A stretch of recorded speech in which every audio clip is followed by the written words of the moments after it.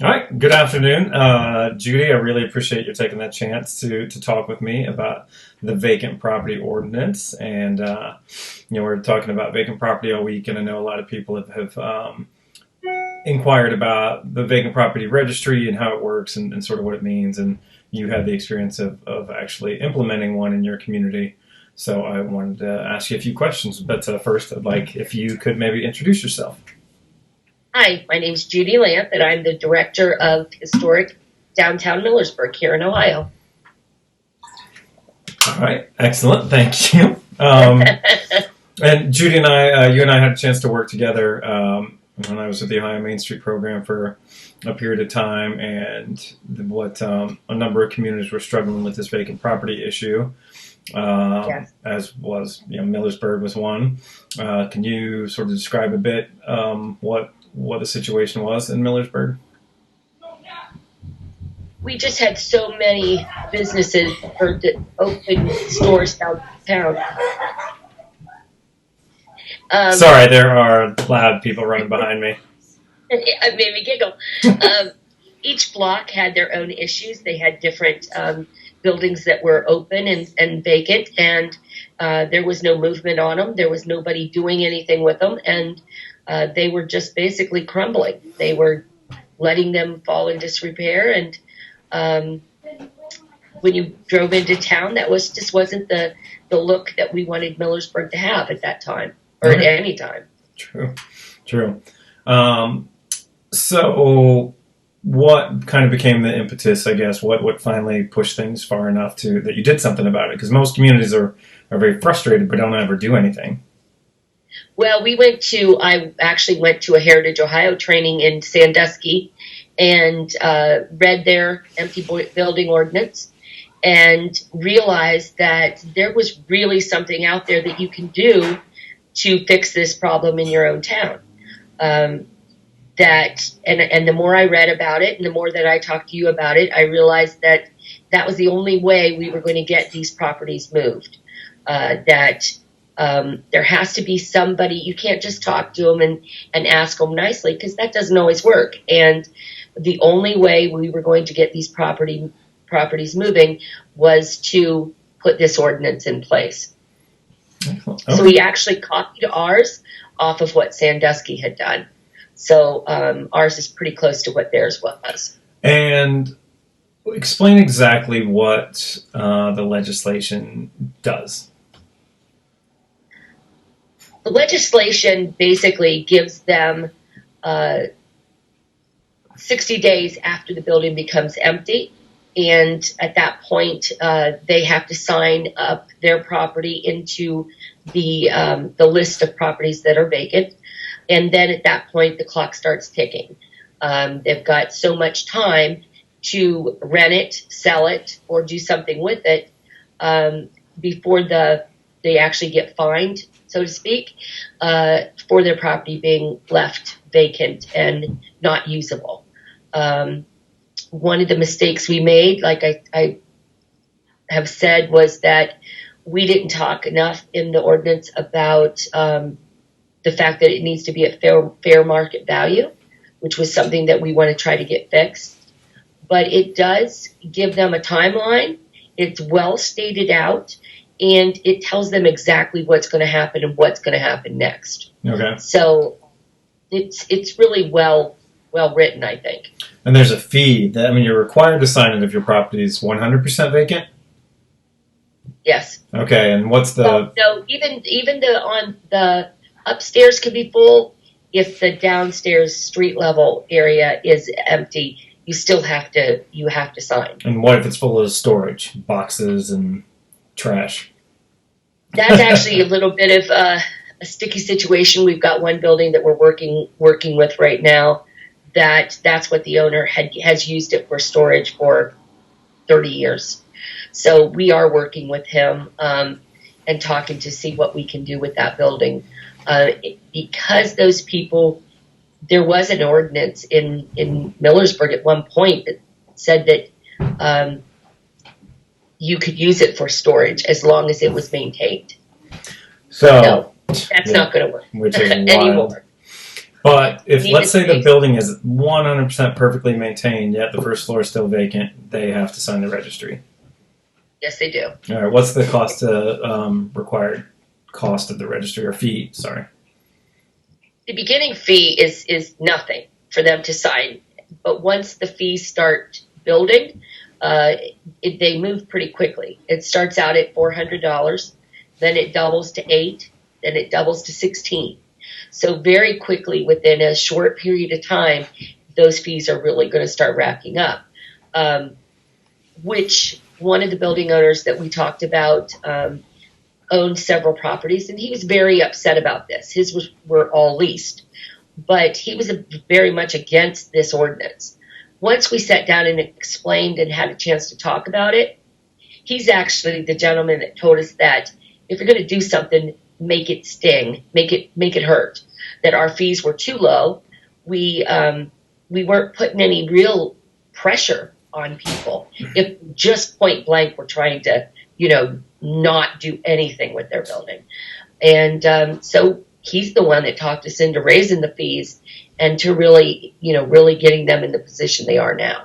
I think that is such a critical point. I love it that in the beginning when you talk about these things, immediately every property owner is like, no, this is terrible property rights, etc. And how important it was. Like, actually, for those highly invested property owners, this is a benefit. This is a huge boon, and it's penalizing those that are really holding you back. Like, we should cater to the highly invested property owner. We shouldn't cater to the deadbeat.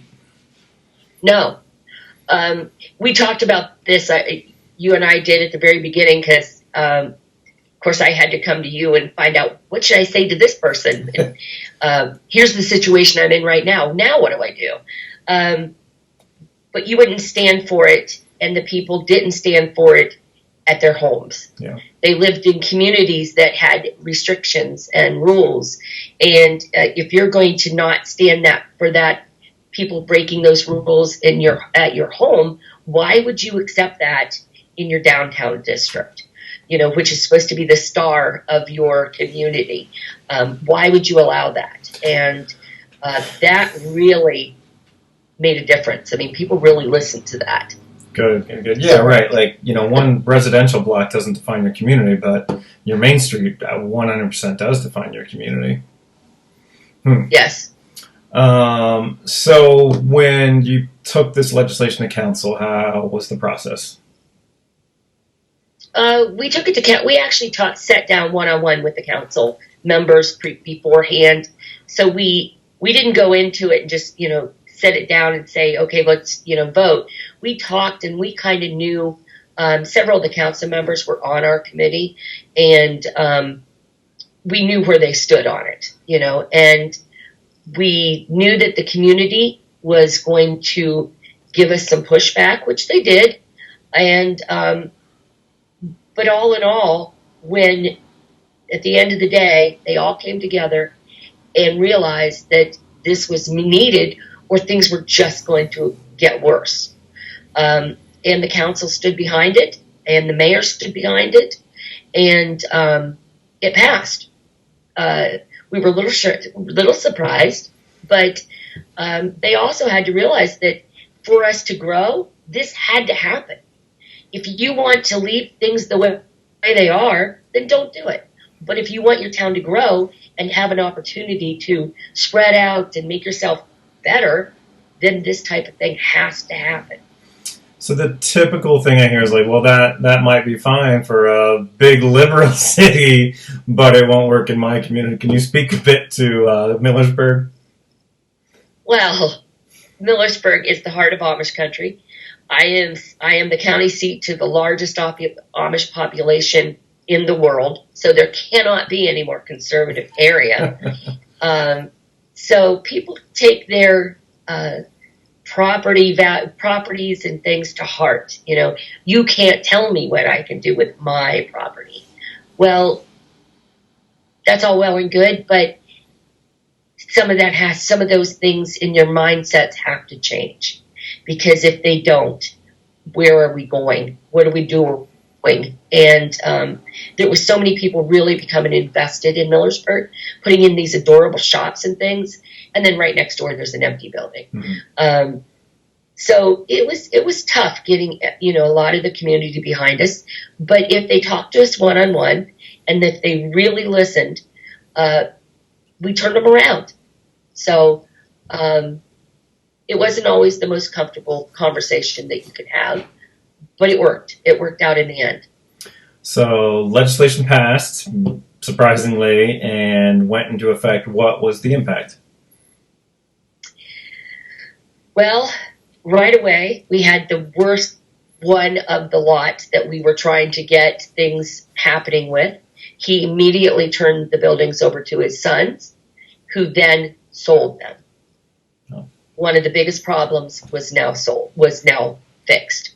And that took place before any of the fines or anything started. He was the largest culprit. He owned 3 buildings side by side. And it was a real eyesore when you came into Millersburg. It's all of a sudden, you saw one beautiful building and then just 3 horrible buildings. And now they're used for a youth building. There's a clothing store, and the clothing store takes up 2 of them. So now they're being utilized. They're being fixed up. They've fixed the roof. They've fixed the basement, and they're being used.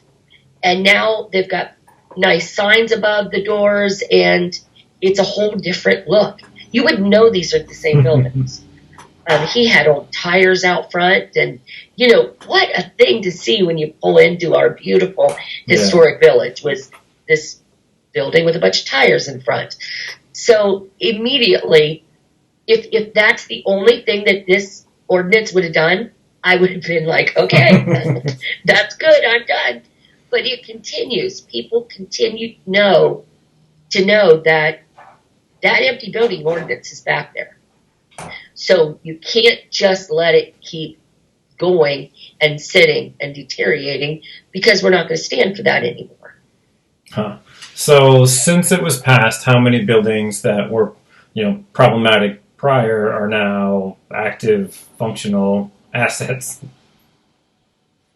His 3, 6. Huh. 6 solid ones that make a big difference. We've got some right now that are for rent and things like that, but 6 really solid buildings that were that really made a difference in the downtown area. I can't say, even like I said, the biggest ones was those 3, because they were side by side. They made the biggest impact. But the other ones, they still were great, but they just didn't make that impact that first set did. Was there ever any challenges to the ordinance legally? We had an attorney on our council, which is always on our little group, which is always a good idea. And so no, there hasn't been. We've had some, different things come up. One gentleman was ill, totally understandable. You don't touch that with a 10-foot pole. He wasn't well, so you didn't. We have a area that if there's a reason that they can't do some certain things, then you don't push it too hard. Okay. But no, we haven't. Grumbling, when they come in and say, well, I got to sign this, but nothing too huge. So. All right. So yeah, I think that kind of covers it. Any sort of takeaways or thoughts on or advice to communities that are struggling with, because a lot struggle with vacancy. Any sort of parting thoughts or suggestions or wisdom? If you're not part of the solution, you're part of the problem. So if you actually don't do something, then you're allowing this problem to continue. And there is a town pretty close to me that we drove through 2 weekends ago, and we counted 14 empty buildings. And I've spoke to them before, and they just don't think that they could possibly pass this ordinance. And I'm really pushing them to at least try. You at least have to try to get this ordinance in place because, like I said, if you don't try to do something about it, it's only going to get worse. Be part of the solution instead of allowing it to continue. Are there going to be rough conversations? Sure there is. But everybody has to understand you're doing this for the betterment of the community, the property owners, and you have their best interest at heart. I think what's so critical that I learned through watching both Millersburg and a number of other communities go through this was that the assumption before is, oh, well, these current owners just aren't having any luck selling or leasing because there's no interest. And what you find after is like, no, they never had any interest because as soon as the properties were sort of back on the market, there were buyers. They were like willing buyers. There were people that wanted these buildings to fix them up, and then there were willing tenants. Like there's sort of this supply and demand confusion. It's like, well, we don't want that. We must not want these buildings fixed up. And it's like, no, the community actually did. It's just that the people holding the buildings didn't care. No. In that same town I was talking about, one individual inherited almost a whole city block and literally did not want to touch them. She had plenty of money in the bank to pay the taxes, to pay the insurance. She didn't care. She doesn't care. And she doesn't live here. She lives in New York. So she's just fine with letting them fall into the ground. That's the kind of people that you've got to do something about. Is they're apathetic, they don't care, they don't live there anymore, and those are the ones that you have to address. Now, someone who's just having trouble renting their building or selling it, we're more than glad to help them in any way we can. But people who are just sitting on it for no reason, those are the ones that you need to address and go after, because that's just not helping anybody.